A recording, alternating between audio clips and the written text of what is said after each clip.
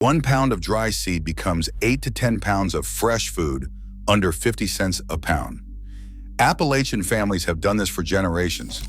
The internet says the Food and Drug Administration banned it. The actual records tell a different story. A mason jar, a handful of dry seed, and a little water. That's all it takes to start sprouting at home.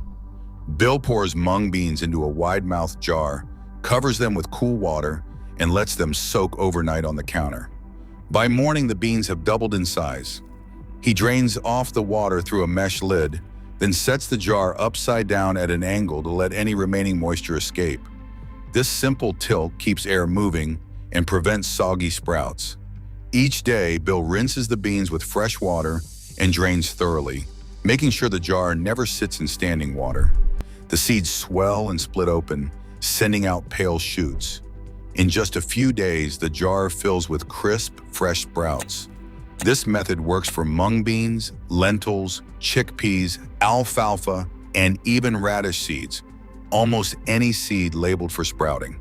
The only real requirements are a clean jar, a breathable lid like mesh or cheesecloth, and a spot on the kitchen counter that stays between 65 and 75 degrees Fahrenheit. No fancy equipment, no hidden costs. The process is as old as seed saving itself. Just water, air, and a little patience.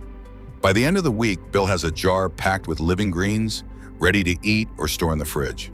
Subscribe for more real food skills you can use right now. Number 17, meatloaf with tomato glaze and green beans. A single pound of dry beans or seeds can turn into 8 to 10 pounds of fresh, edible sprouts in less than a week. That is not a marketing claim. It is the real math behind home sprouting.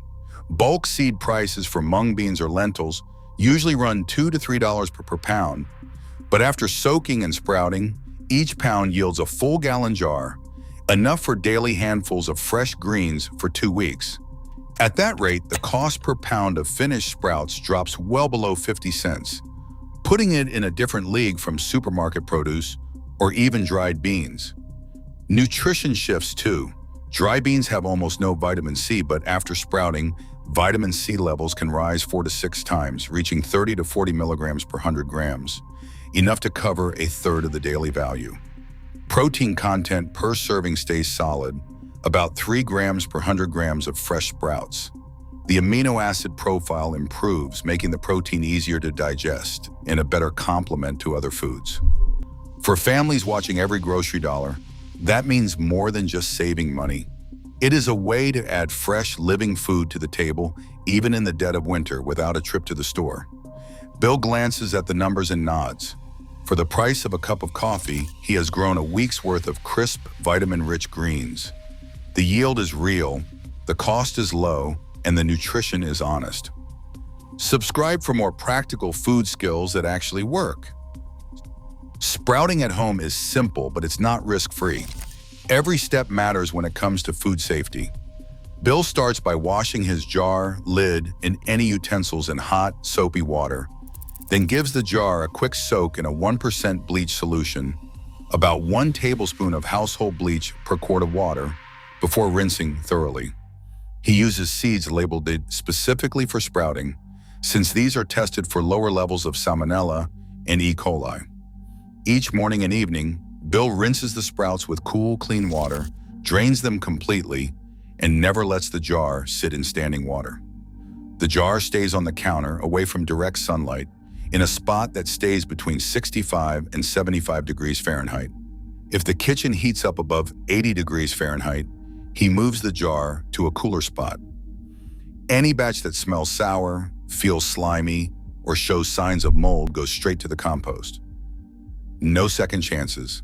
Bill knows that children, people who are pregnant, the elderly, and anyone with a weakened immune system are at higher risk from raw sprouts. For them, he recommends cooking sprouts before eating.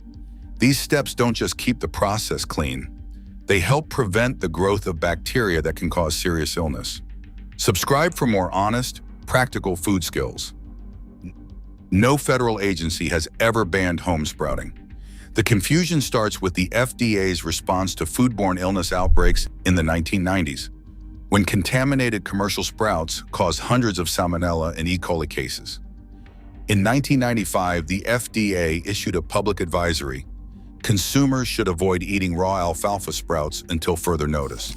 This was a warning, not a rule. By 2000, the FDA published its official guidance for the sprout industry, stating clearly, these recommendations are non-binding and do not constitute a prohibition on the sale of sprouts. That language remains in place today.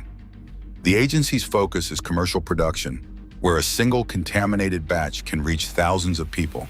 Home sprouting, by contrast, is legal everywhere in the United States. No law or regulation prevents anyone from growing sprouts for personal use.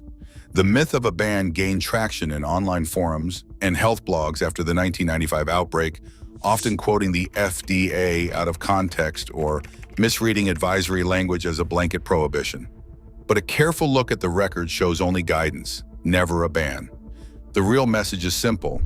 Home sprouting is allowed, but safe handling matters. Subscribe for more honest, practical food skills. Home sprouting is legal, cheap, and useful, but never risk-free. Raw sprouts can carry Salmonella and E. coli, so safe practices are not optional. Stay practical, stay safe, and subscribe for more real solutions.